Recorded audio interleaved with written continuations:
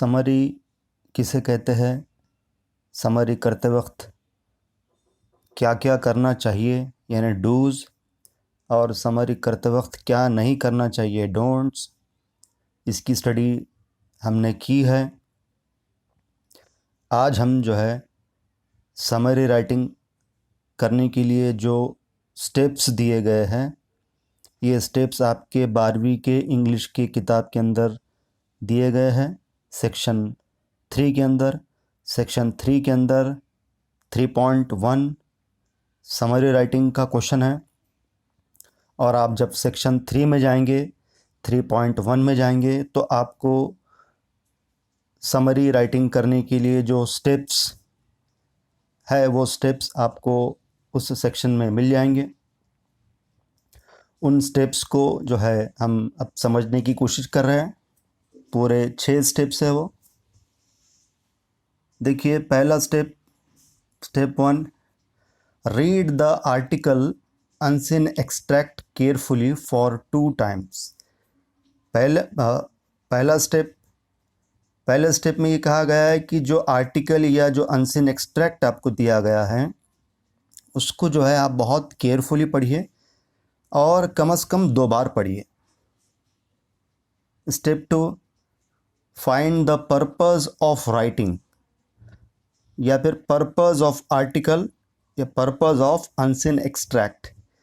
तो इस स्टेप में आपको क्या करना है? इस स्टेप में आपको जो है जो अनसीन पैसेज आपको दिया गया है या जो आर्टिकल आपको दिया गया है उसका मकसद क्या है, यानी उस अनसीन एक्सट्रैक्ट में क्या बताया गया है, अनसीन एक्सट्रैक्ट लिखने की वजह क्या है, उसका पर्पस क्या है, ये आपको पहचानना है। Step 3, identify the main idea of the article unseen extract. और स्टेप 3 के अंदर आपको जो अनसीन एक्सट्रैक्ट है या जो आर्टिकल है उसके मेन आइडिया तक जाना है, उसको पहचानना है, समझना है। उसके बाद स्टेप 4 में राइट द फर्स्ट ड्राफ्ट, यानी अब आप जब मेन आइडिया तक चले जाएंगे उसके बाद आप जो है फर्स्ट ड्राफ्ट लिखेंगे, यानी एक कच्चा ड्राफ्ट रहेगा, ये समरी का कच्चा ड्राफ्ट रहेगा जिससे फर्स्ट ड्राफ्ट कहा गया है। उसके बाद स्टेप 5, जो आपने फर्स्ट ड्राफ्ट लिखा है, रफ ड्राफ्ट लिखा है, कच्चा ड्राफ्ट लिखा है, इसे क्या करना है? स्टेप 5 में revise your first draft and edit का मतलब देखिए, make necessary changes in the article unseen extract.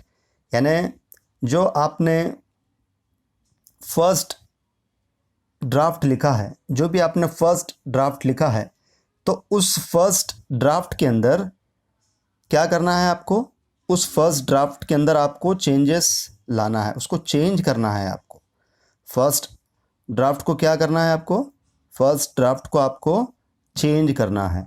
यानी फर्स्ट ड्राफ्ट आपका फाइनल नहीं रहेगा, फर्स्ट ड्राफ्ट तो एक कच्चा ड्राफ्ट रहेगा, रफ ड्राफ्ट रहेगा, और हो सकता है कि वो फर्स्ट ड्राफ्ट जो है समरी का बहुत बड़ा हो, इसलिए उसको आपको क्या करना पड़ेगा? रिवाइज करना पड़ेगा, उसमें देखना पड़ेगा कि क्या क्या चेंजेस ला सकते, और जो बहुत मोस्ट एसेंशियल है वही चीज़ों को उसमें रखना है, और जो गैर ज़रूरी है उन चीज़ों को वहाँ से निकाल देना है।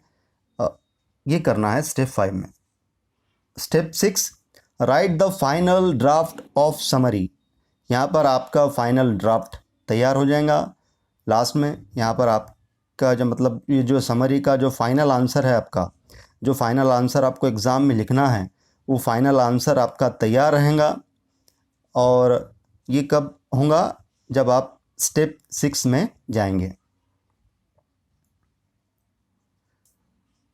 अब देखिए, ये जो स्टेप्स बताए गए, 6 स्टेप्स बताए गए, अब ये पढ़ने के बाद जो है हमें जो है बहुत दिक्कत या परेशानी थोड़ी सी महसूस हो रही कि ये जो है ये स्टेप्स जो बताए गए, ये स्टेप्स जो है ये एब्स्ट्रैक्ट है।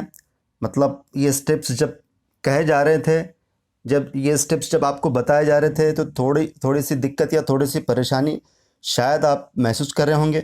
तो इसी के लिए इन स्टेप्स को जो है एक विजुअल अंदाज में यहाँ पर एक्सप्लेन किया गया है, यानी वो जो स्टेप्स को है, वो स्टेप्स जो आपको स्टेप्स बताए गए हैं, तो उस स्टेप्स को यहाँ पर कॉन्क्रीट फॉर्म दिया गया है, विजुअल फॉर्म दिया गया है। उसका मकसद क्या है कि वो स्टेप्स आपको, जो 6 स्टेप्स है, वो आपको अच्छे से समझ में आ जाए। तो इसका नाम क्या बताया गया यहाँ पर देखिए, visual explanation of steps of summary. यानी अभी जो स्टेप्स हमने देखे, 6 स्टेप्स जो टेक्स्ट बुक में है, इसी को जो है विजुअल अंदाज में, जो है कॉन्क्रीट अंदाज में यहाँ पर एक्सप्लेन किया गया है। स्टेप 1 में देखिए, ये बताया गया है स्टेप 1 में कि जो अनसीन एक्सट्रैक्ट है उसको आप कम से कम 2 बार रीडिंग करेंगे। तो देखिए वही बात को यहाँ पर बताया गया है, रीडिंग 1, रीडिंग 2। स्टेप 2 में जो है फिर से अनसीन एक्सट्रैक्ट आपको जो दिया गया है, तो उसके मकसद को आपको समझना है, और उसके मकसद को समझने के लिए जो है आपको सवाल पूछने हैं अनसीन एक्सट्रैक्ट को।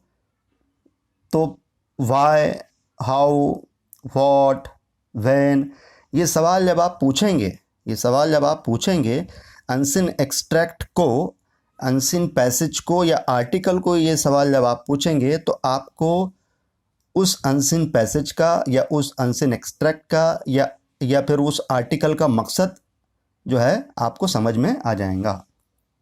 स्टेप 3 में ये बताया गया है कि आपको जो है मेन आइडिया तक जाना है, मेन आइडिया को पहचानना है।